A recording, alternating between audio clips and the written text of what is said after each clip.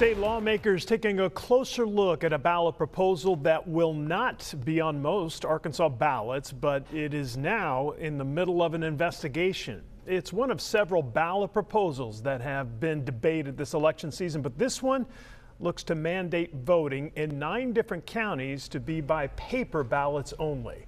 Good evening and thanks for joining us for Fox 16 News. I'm Kevin Keller. I'm Donna Terrell. While the issue will only be on the ballots for voters in Independence County, lawmakers are looking at this effort from a state legislative level and now referring it to the Attorney General and Ethics Commission for an investigation. Samantha Boyd live from the Capitol with what lawmakers are now honing in on with this effort. What's happening? Donna, the big concern for lawmakers is the group's use of out-of-state canvassers who they also say altered documents when turning in signatures. They're saying it's ironic that they're now having to investigate a group whose part of their name is integrity and their focus is integrity, but now they could be under investigation.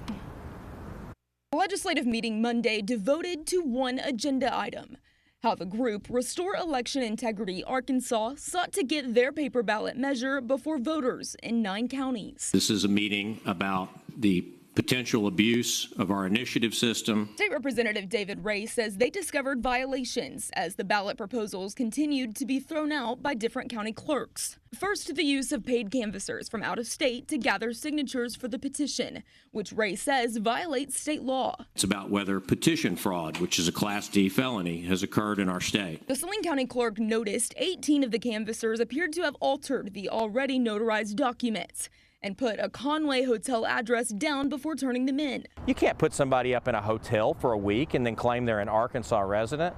Nobody believes that. It doesn't even pass the smell test. First off, we submitted corrected affidavits when we made a mistake, and the law allows you to do that. The group's attorney, Clint Lancaster, argues that his clients fall under the out-of-state exceptions in the state law. Changing an address on documents was not a violation of any policy. It's a really creative interpretation of the law. We didn't do anything that's unlawful or improper. Lawmakers passing a motion for outside investigation into the use of out-of-state canvassers, altering petition forms, and campaign finance violations, pointing to the integrity of following state law. When you've got groups out there trying to amend the Arkansas Constitution, it's critical that we make sure that the laws are followed.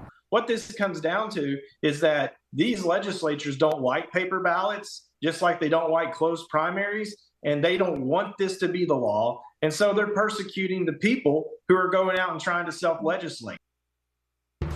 Now, clearly there's conflicting interpretations of this state law regarding out-of-state canvassers. So I took a look at it, and it does not clarify whether or not canvassers have to be residents in the state of Arkansas. It just says to provide your current address if that's different than the one you usually live at when turning in signatures. But we did reach out to the Secretary of State's office as well, and they're saying it is their typical practice to make sure that canvassers only live in the state of Arkansas. Representative Ray says in the upcoming session starting in January for legislators, there now will likely be bills and legislation to strengthen those canvassing laws because of this. Reporting live in Little Rock, Samantha Boyd, Fox 16 News.